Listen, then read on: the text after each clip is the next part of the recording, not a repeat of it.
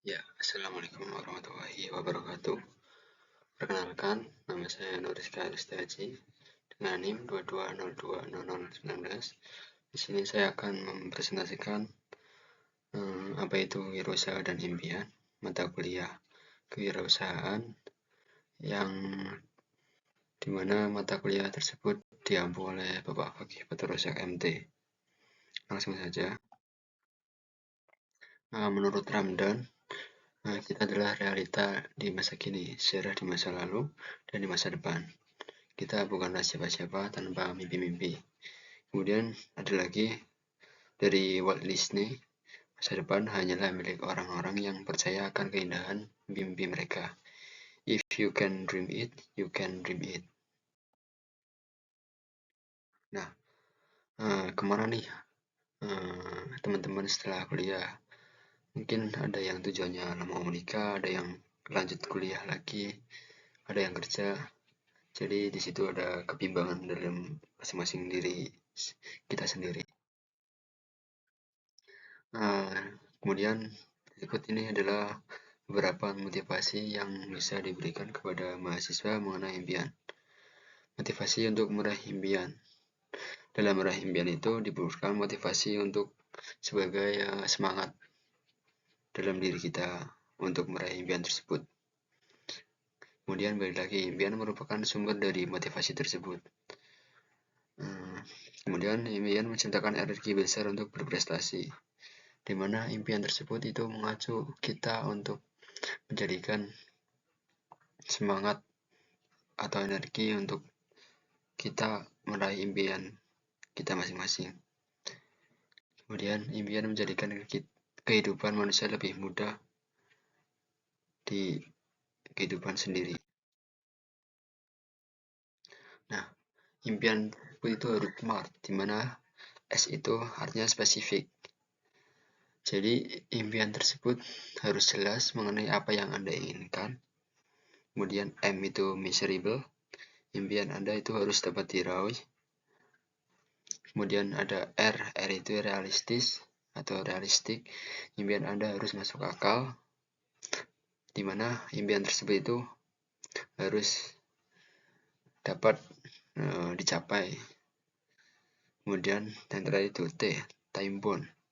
Impian itu haruslah memiliki garis waktu yang jelas kapan impian tersebut ingin Anda raih. Jadi impian tersebut itu harus ada deadline. Kemudian ini ada keuntungan dari wirausaha tersebut. Yang pertama itu ada otonomi, kedua tantangan awal dan perasaan motif berprestasi, kemudian ada kontrol finansial atau pengawasan keuangan, dan selanjutnya itu memiliki legitimasi moral yang kuat untuk mewujudkan kesejahteraan dan juga menciptakan kesempatan kerja.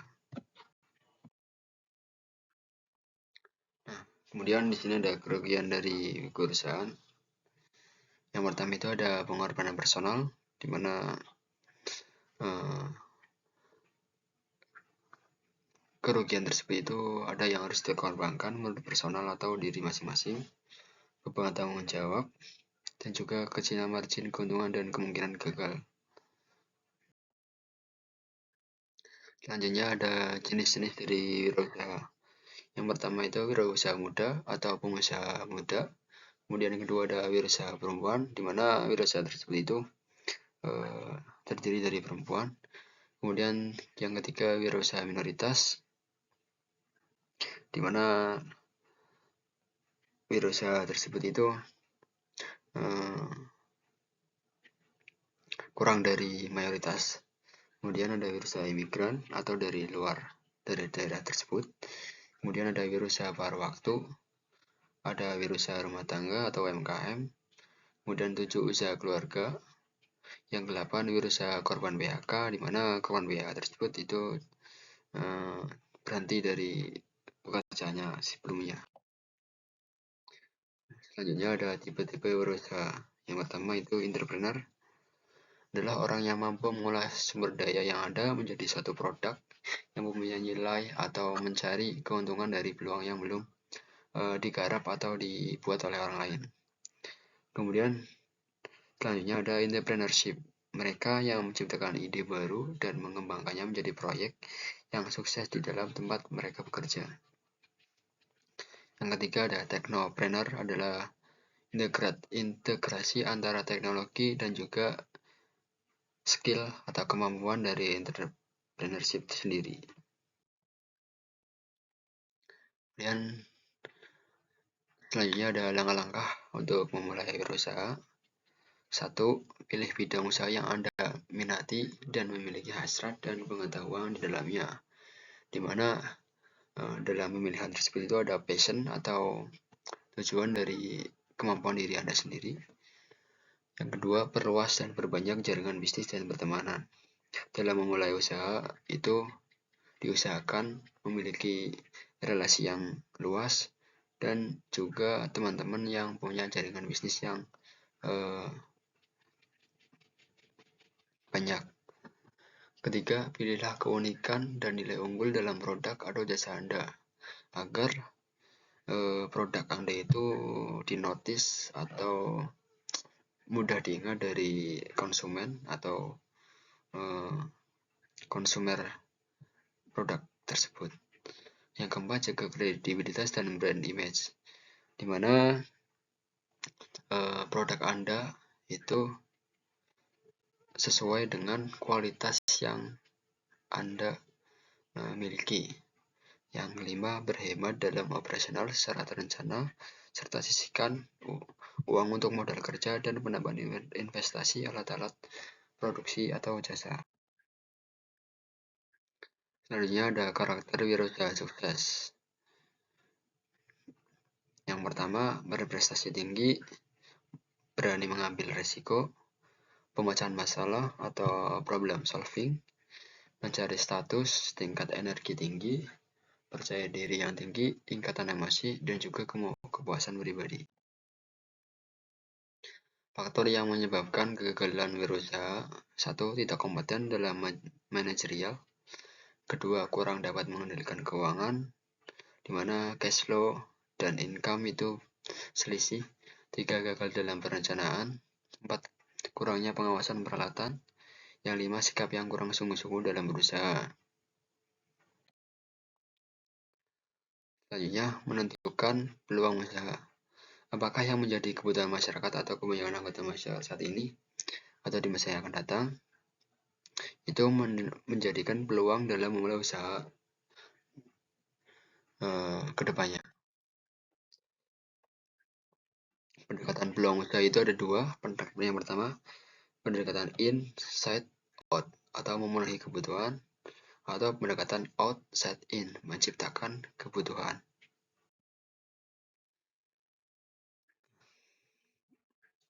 Dalam memilih lapangan usaha dan mengembangkan gagasan, manakah di antara lapangan usaha dan gagasan usaha tersebut yang paling tepat dan cocok untuk diri teman-teman?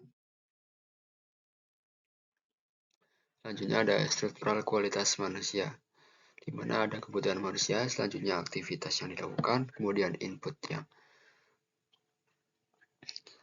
yang di dalamnya, kemudian sarana yang dibutuhkan, kemudian hasil atau capaian tersebut, fisik. Ada makan, minum, bermain, olahraga, serta tidur. Inputnya itu makanan, minuman, pakaian, obat-obatan. Sarananya itu peralatan makan, olahraga, rumah, gedung, dan hasil capaian jasmani yang sehat, segar, kuat, dan aman.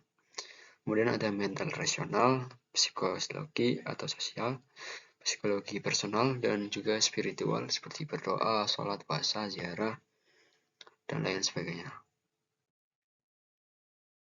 Kemudian aspek produksi. Untuk menghasilkan barang-barang dan jasa sesuai dengan kehendak konsumen dalam hal jumlah, kualitas, dan harga, serta waktu. Kebutuhan proses produksi.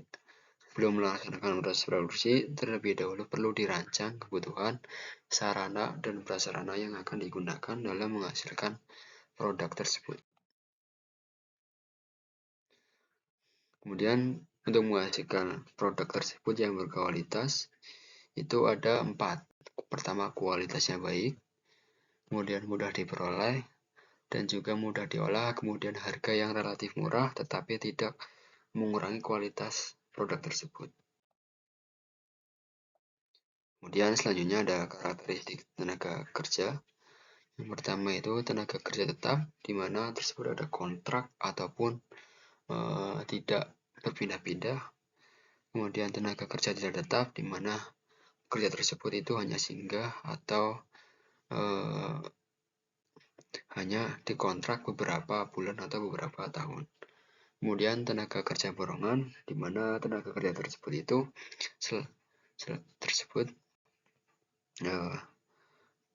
selesai kemudian tidak lagi dimanfaatkan tenaganya. Kemudian ada tenaga kerja keluarga, di mana tenaga kerja itu masih bagian dari keluarga PT atau produsen tersebut. Ya, terima kasih presentasi dari saya tentang kewirausahaan dan impian. Mohon maaf bila ada salah-salah kata atau kurang jelas. Wabillahi taufiq wal hidayah. Wassalamualaikum warahmatullahi wabarakatuh.